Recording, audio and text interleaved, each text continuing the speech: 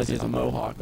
He's stealing Luger's stylist. If Sonny can't bring the potential out in Animal and Hawk, who can? Well, another positive for Rick Steiner, for once, probably for once ever in his life, and it's probably the last time it ever happens, when Animal came out, everybody in the room was probably saying, God, I wanted Rick Steiner. There's no way that anybody could have been happy about Road Warrior Animal. Do you realize the gravity of that statement? That's my point. I mean, I that's what I felt like. I was like, man, I miss Rick Steiner, and it just dawned on me. I think in this case, WCW just outsmarted themselves completely. For whatever reason, they're keeping Steiner as a face with Nash and Page. I mean, there's no reason to it. Rick Steiner's a secondary character. Why can't he be a secondary heel with the group? Well, you talk about Nash. I mean, him and Diamond Dallas Page lost the tag team belts to two of the Thrillers. Like, it even matters which two. And, that was probably Nash's idea, we'll take the belts off me and Page so we can be the top single stars, the baby faces after Flair turns and all that other stuff. So, Nash is in charge. He's in good shape. There were some rumors for a while, and they weren't very widespread, but you got to kind of wonder now that Jindrak and O'Haire didn't get along. And it's interesting now because I thought they were a very good team, for two young guys. I mean, I thought they had a lot of potential. But now that they have O'Haire teaming with Palumbo, I mean, that maybe gives a little bit more credence to that. Just to elaborate more on that, who in WCW does get along, Brian? I think Dallas Page and Nash like each other. I think they hate each other because, Nash tried to fondle his wife at some point. Well, even Goldberg hates Doug Dillinger, and he's a security guard, so there's not anybody in that company that likes one another. But you mentioned Palumbo and O'Haire are now the team. It's obvious that nobody wants a team with Stasiak because he hasn't done anything in the last 3 weeks, which is probably justified. But if you want to get back more towards Sin, Shane Douglas captured the U.S. title from General Erection, Hugh Morris, whatever you want to call him. Did anybody have any opinion on that? As far as I know, Tom's percolating over there. Let me jump in here real quick, Tom. It's sad. It goes back to the Jeff Jarrett 5 title reign theory. It's a shame, Hugh Morris didn't have a good reign, and this title switch might be worth it. As far as Shane Douglas goes, it's time to see what he's got. I mean, you keep saying he's going to be a big-time heel, and he can't be a big-time heel. Well, here's his chance. Well, he's obviously not going to be. He's in the wrong company to pick the big-time heel. I mean, a company that's loaded with heels now, by the way. It's just a shame because Shane Douglas was once the best talker in wrestling. His matches told a story. His interviews, everything about him was great. And unfortunately, when you're feuding with William Bebop or General Erection, whatever the hell his name is now, he has nothing to talk about. He's not inspired. They took Torrie Wilson away from him. I'd be mad, too. Well, ironically enough, after he cut that big emotional speech on Nitro about how he's not Hugh Morris, he's not General Erection. He's Gene Okerlund, people. On Thunder, he was General Erection, so I guess he is General Erection.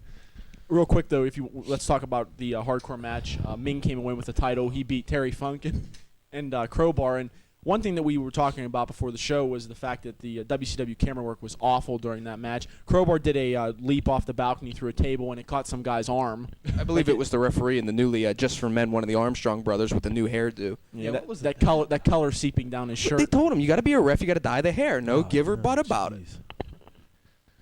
Well, I guess that's all for there. Just once again, for all the laughter during the Sid, we weren't laughing. That was obviously, like we said, it wasn't funny. It's just that, I don't know, we're all in something. But we're going to come back. We're going to talk a little bit more about WCW, the new WCW, right after this.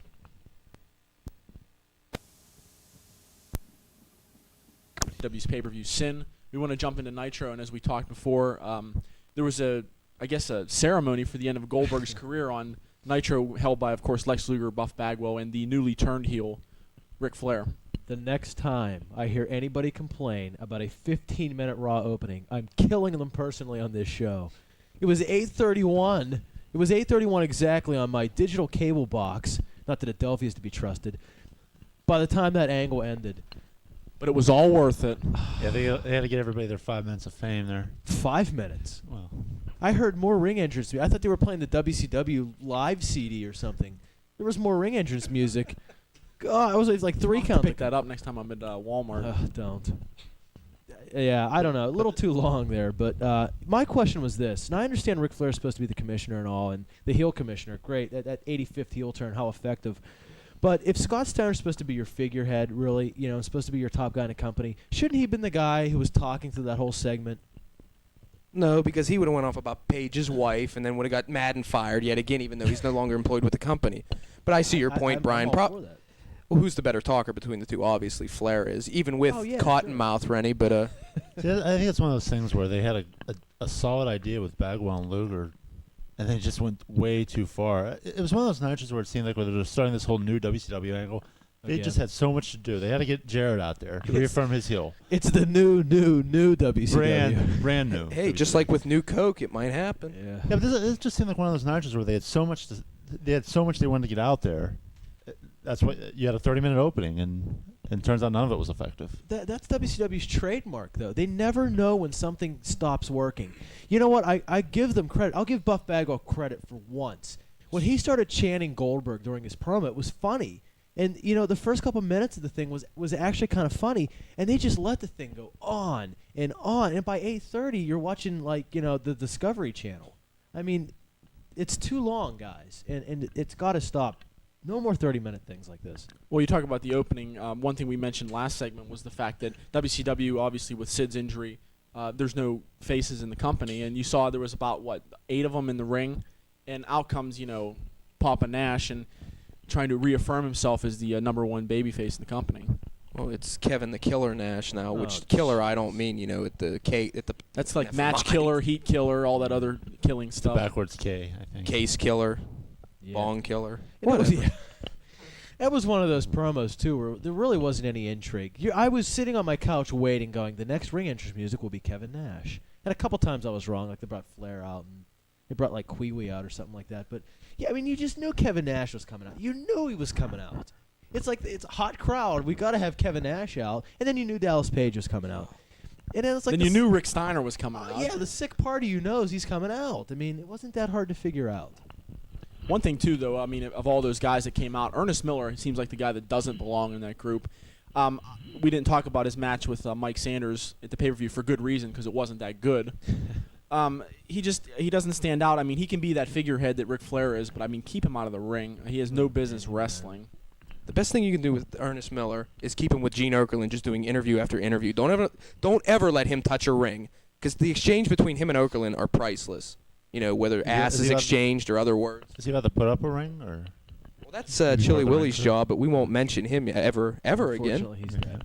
But actually, not to interrupt, but the key thing that came out of all this is the new WCW heel group with Ric Flair to helm, and like you said before, when Kevin Nash is your top face, Road Warrior will bring it up the rear. Yeah, you either got a lot of problems or you got a lot of heels. WCW has both right now. Well, here's a question I heard last night. If they're recruiting everybody, you saw throughout the commercial breaks and stuff, recruiting Bigelow, recruiting Hugh Moore, whatever the hell his name is, Hugh Morris. If they recruit everybody, who are they going to feud with besides Pops and Yeah, that's kind of the problem. the BattleBot man? Aside from all this stuff, one of the other matches from Sin and something, we'll go to a clip right now, something from Nitro. At least in my opinion, I want to talk about a guy who I think really does have the potential to be a true superstar, and that's Sugar Shane Helms. He had a good match at the pay-per-view, and he and his partner Shannon Moore had a really good match. Actually brought the spirit out of Ray Jr. and Kidman, which I thought was dead. Shannon Moore, they should turn Shannon Moore on Shane Helms. No, reverse. They should turn Shane Helms on Shannon Moore pronto.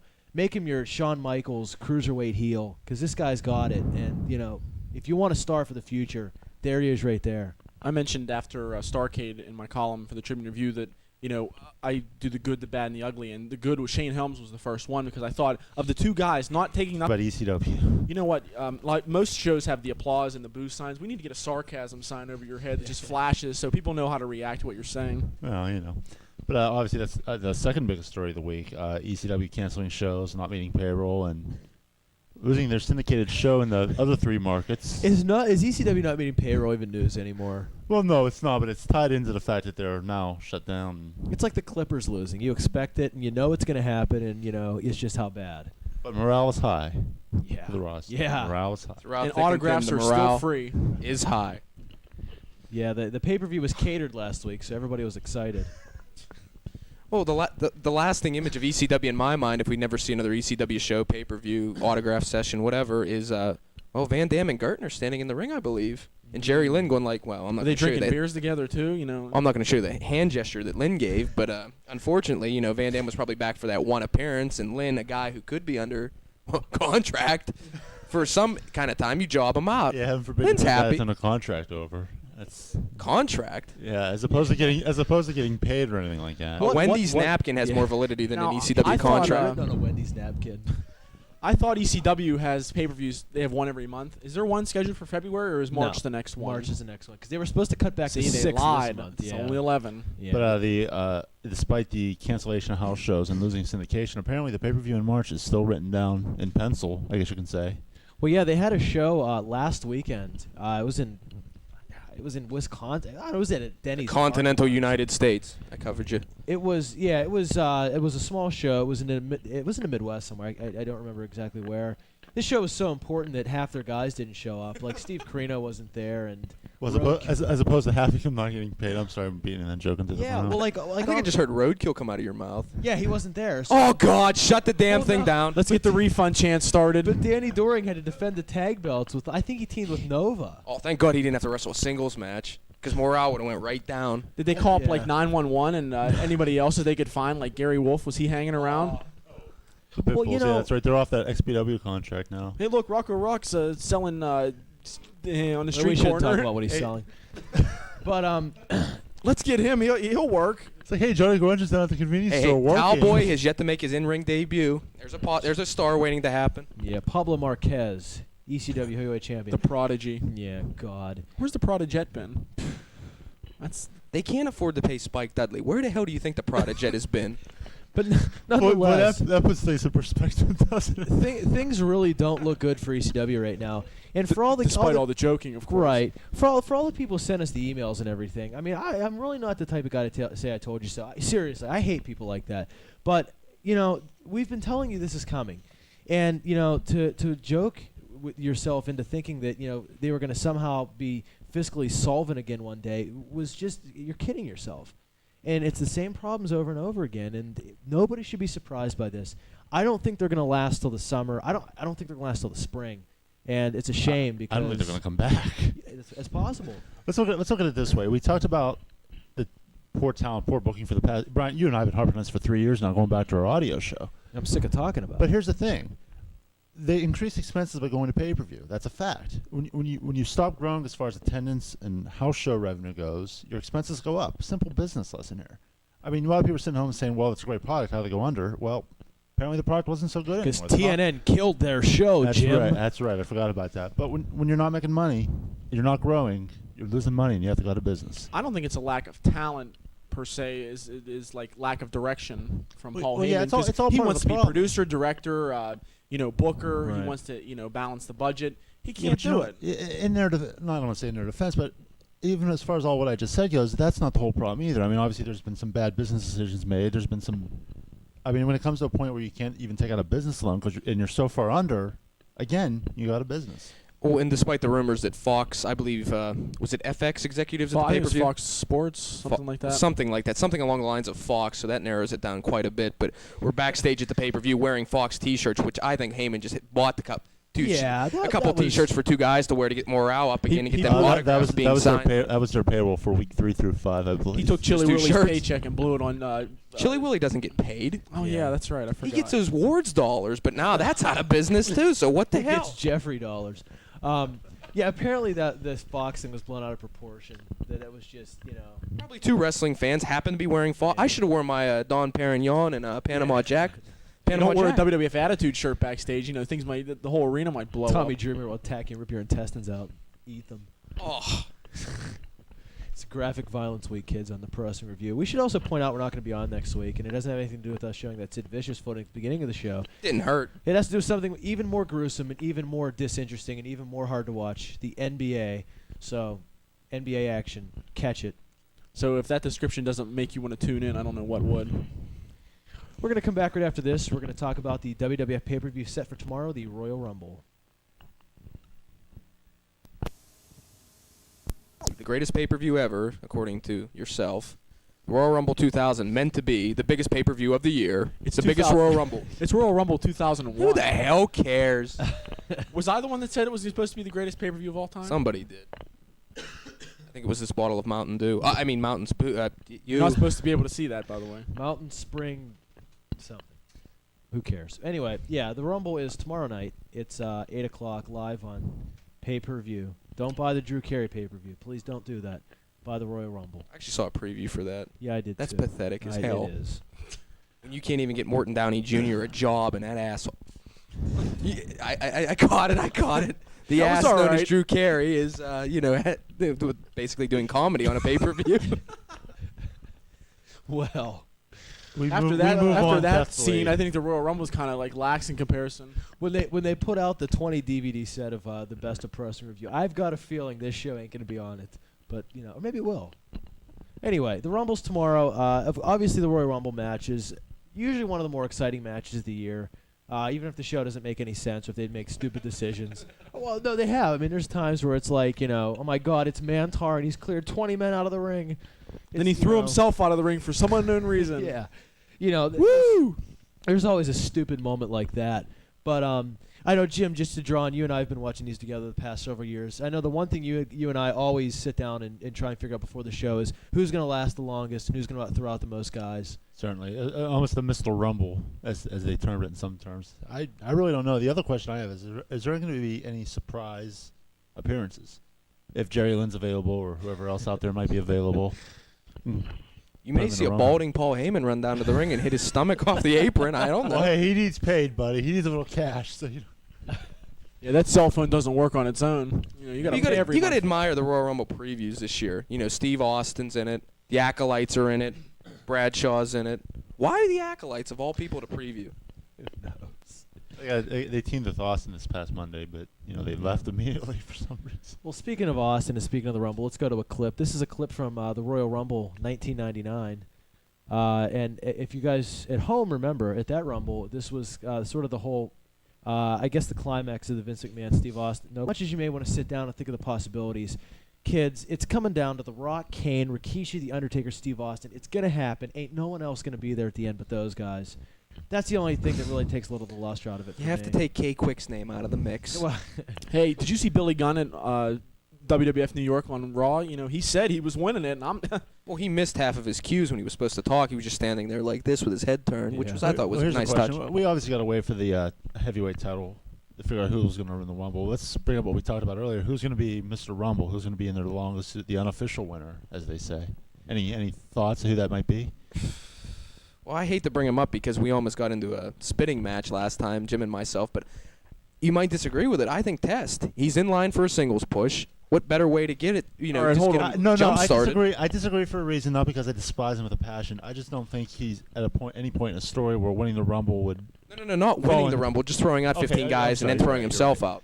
But I just don't see he someone who Mantar needs syndrome, that. if you will. He needs to do that to have a story. Like he's got the thing going with Albert now, for good or bad. It's still going on. for bad. But Tom, I think I can agree with you on that. I mean, usually they do have a guy every year who throws a bunch of guys out. Rikishi was the guy last year.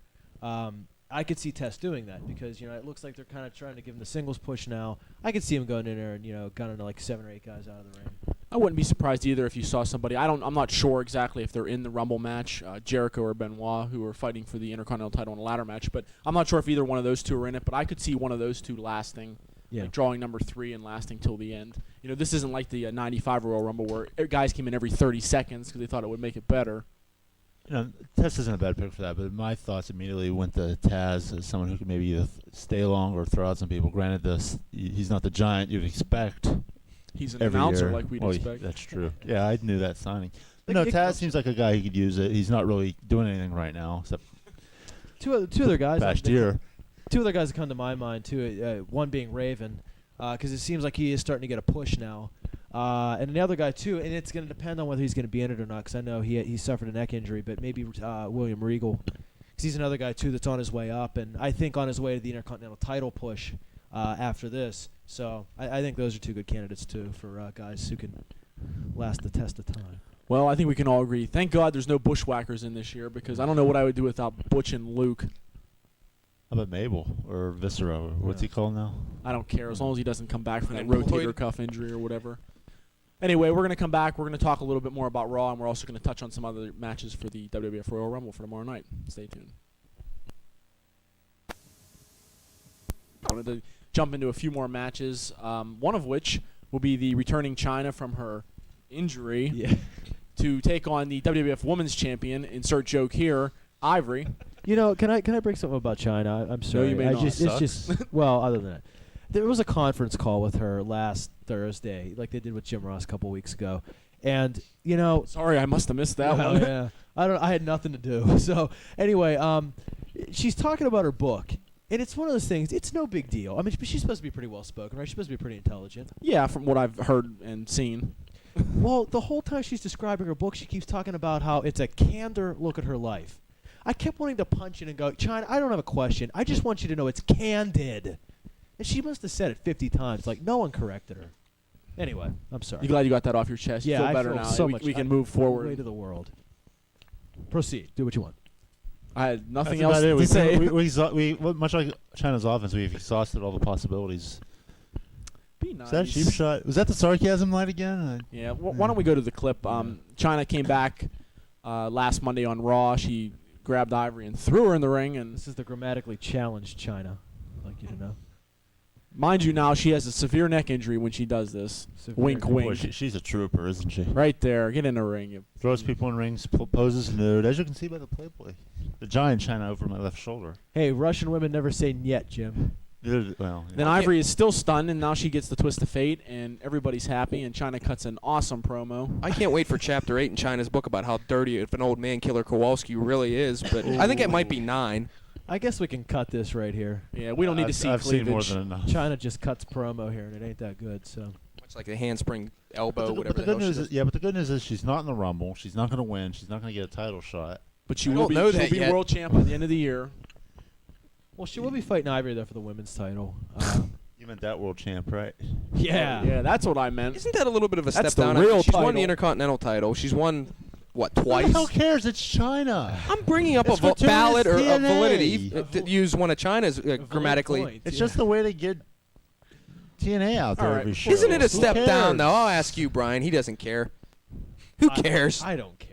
Let's talk Moving, about moving on to yeah. something that people might care about. There is a ladder match for the Intercontinental title, Chris Benoit against Chris Jericho. And I know we mentioned before the show that this is kind of one of those matches that you're excited that it's happening, but you don't know why it's happening because Is there's that really a problem, though, with these two in a ladder match? There's really no feud between the two. At It's least an ongoing feud. The 2 out of 3 falls, it was never settled because I don't even remember who the hell won the Benoit match. won. Well, I think they tried this past Monday, showing the video montage, as it were. But I mean, they haven't really done anything the last couple of weeks. But hey, it's Jericho and Benoit. Who cares? If it was Billy Gunn and Kay Quick in a long-running feud, I'd shoot myself in the head. But it's Bleep. Benoit Jericho. My God, I'm going to be on the edge of my seat for that, because I am a mark. Well, it is going to be a great match. That's hard. MAR. But we also have a heavyweight title match. We have Kurt Angle defending the title against the hero to many, Triple H.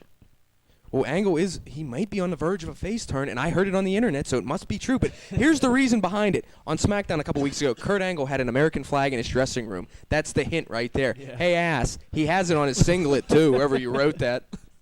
That I ass just- he was referring people to are is so somebody from a anal. message board that we cannot Tom, say. you bring so much to this show. I just want to say that Oh, right just a lot now. of cursing and some filth.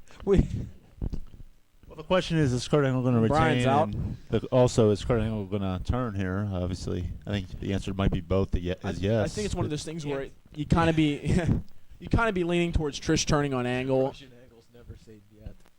Sorry. I'm speaking to you people out there. No. But probably I would think with maybe leaning towards Trish turning on Kurt Angle. Other than that, like Jim brought up, whoever wins this match, I mean, if Hunter wins it, then Austin's probably the favorite to win the Rumble. If Angle wins, then who knows? Maybe Rikishi will win the Rumble or something stupid. Yeah, I think that's possible, but I think there's also another possibility that I think is just as strong as Trish turning. And actually, Trish still could turn in this case. But don't forget, you also have Steve Austin. And Triple H has interfered in 2 of his matches so far. And it would make perfect sense for Austin to get the one-upsmanship on Triple H by costing him the WWF title, leading into a match between those 2 guys at No Way Out. That's what I would prefer. I was I'd gonna love to see say- Angle come away with it. I was going to say, would it be better suited to wait to WrestleMania for those two? Maybe. Yeah, I would was going think. to say a grudge match, but if you're going to do it at No Way Out, maybe put those 2 guys in a cage. I think Who you knows where hold the title goes into? I think you hold Triple H and Austin for WrestleMania. I mean, and I do agree with you, Brian. I don't think that has to be for the world title. I don't think it really should be. Well, if that's the case, Triple H and Austin, who's your champion at that point? Can we assume it's going to be Angle to WrestleMania? And again, we go back to the original question: who's going to win the Rumble? Well, here's a really crucial question, unlike the China question about the women's title. But where does Shawn Michaels fit into all of this, assuming he does come back for WrestleMania. I mean, the likely opponent would be, you just guess, would be Triple H. But as far as Austin and Triple H goes, I mean, just the intensity with that feud, you have to save that for WrestleMania. So obviously Shawn Michaels will be wrestling a Gatorade bottle, I guess. Well, let's take it from this angle. We talked about the Rumble when we thought it was going to be Jericho Angle. We brought up the theory, well, the undercard's strong enough. Well, not the undercard, but whatever other co-main event you have that you can do that. How about you do something like that for WrestleMania? I know it's your biggest show of the year. Maybe you do Jericho Angle. Maybe that comes up again. Maybe you do have Michaels Helmsley. Return of Shawn Michaels can cover almost any buy rate you'd want. And maybe you do Austin Rock. I'd like to see maybe at WrestleMania Angle and Benoit. I think that's something that they should maybe think about. That wouldn't be a bad idea. And I think it's a babyface Benoit at that point because he's. I know, but I'm sorry. Tisk. That's where he's going to make his money. I mean, Chris Benoit's in-ring intensity is that of a babyface. You know, like doing the thumb across the throat before the crossface, before the swan dive. He's meant to be a babyface, and he will be before the end of the. Well, obviously you have two heels in Hunter and Benoit. Obviously, very different. Right. It's different as you can get as far as heels go. So you might be right, Brian. Real quick though, the other match, big match at the Royal Rumble, is the tag team title match, Edge and Christian against the Dudley Boys. These guys have wrestled so many times. This is almost kind of like a, I don't want to say throwaway match, but it's just one of those things that they just happen to push these two tag teams together at this instance. And I think the one other match hasn't, as of this taping, hasn't quite been announced yet, but I believe it's going to be Test against William Regal for the European title. They certainly seem to be building toward that. Man, is Jim happy now. If you could see him right now. I like William Regal. I do, really. I do, too. Okay. We're going to come back, we think, and we're going to rant on some stuff. So come back with us.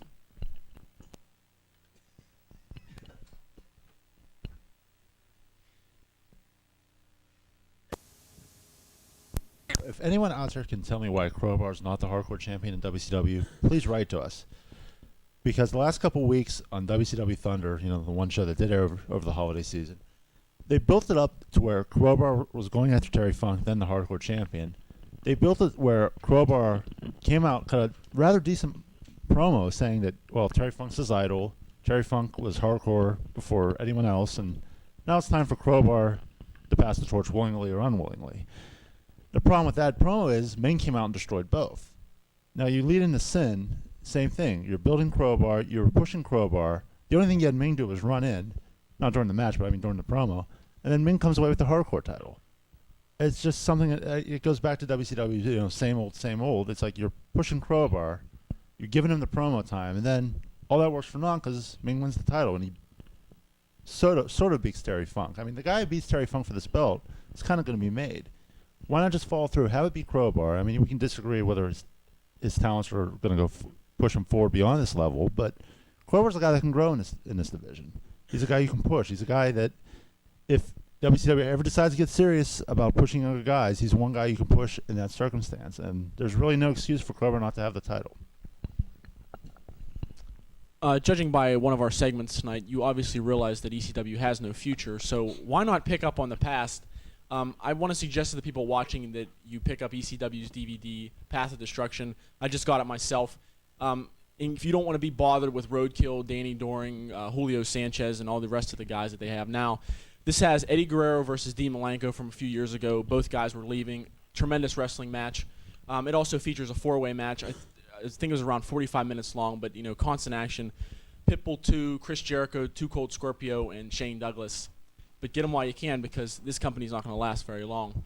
The other thing I want to point out real quick is the fact that on Nitro, Buff Bagwell had mentioned to Hugh Morris in passing about how big of a superstar he is. This coming from Buff Bagwell, the guy's never held a singles title. He's gone through at least 5 tag team partners. Maybe that's because he's such a nice guy and everybody likes to be around him. I don't think so. Bagwell has proven nothing. Okay. Actually, speaking on the WCW vein, I'm going to just bring up something we didn't mention during the show. Is that the sale of WCW is finally over.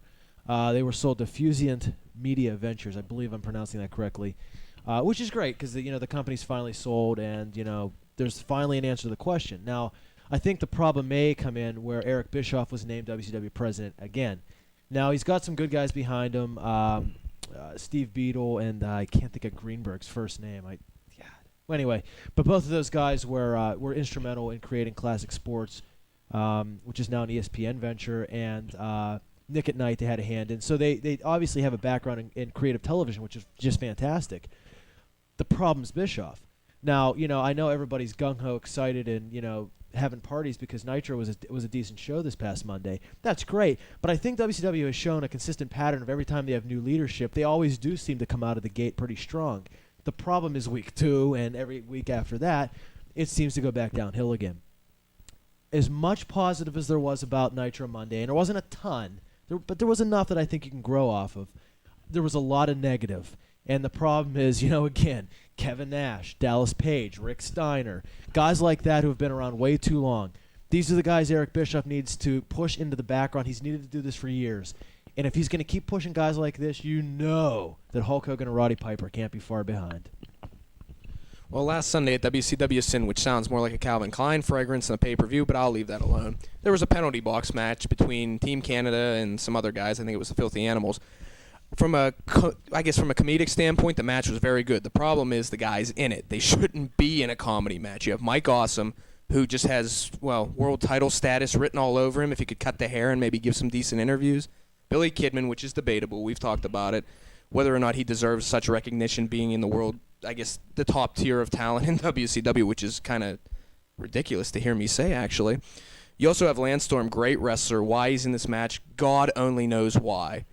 It's truly a shame when WCW can't do anything else with these guys but resort them to this kind of crap. Norman Smiley, Crowbar, David Flair, for God's sakes, put them in this sort of match. Ming, whoever, not these guys. And also on a little personal note, I have a question for Dallas Page, Leatherface, if you will. Where did you get that cool tattoo of the star on your nipple? I have to know. That's all. Well, you're forgetting to overlook the fact that he has a full house tattooed on his right shoulder. It's a royal flush, damn it. If you read his book, he talks about how he got all his inspiration in life after he got those tattoos. Screw him. Rennie, what are you talking about? God bless Richie Sambora. If you want to read my column, you can pick it up tomorrow on the newsstands, or you can read it on the web. It's www.triblive.com/sports. I'm going to be talking about a story that moved over the AP Wire about a boy who killed a little girl, and now wrestling is to be blamed. I'm going to talk a little bit about that tomorrow. In my column, it's in the Daily News. You can pick that up on newsstands everywhere today. I've just given you a little bit more of a preview of the Royal Rumble for tomorrow night. If you can't get out to the newsstands, you can pick it up. You can check it out on the internet at www.dailynewsmckeesport.com. And if you want to reach us on the internet, it's ProWrestlingReview@mailcity.com. Send in some email. We want to hear some feedback, and we always appreciate hearing what you have to say. And coming soon, don't forget the Pro Wrestling Review website. Coming now. I've just been handed this bulletin. ProWrestlingReview.com. If you want to see us and how sick I am, or how sick Rennie is, or how normal Brian is, just read a little bit about each of us. Sorry, Brian. No, that's ProWrestlingReview.com. And doing my best Larry Zbyszko impersonation for myself, Brian, Rennie, and Jim. This is the Pro Wrestling Review saying goodbye.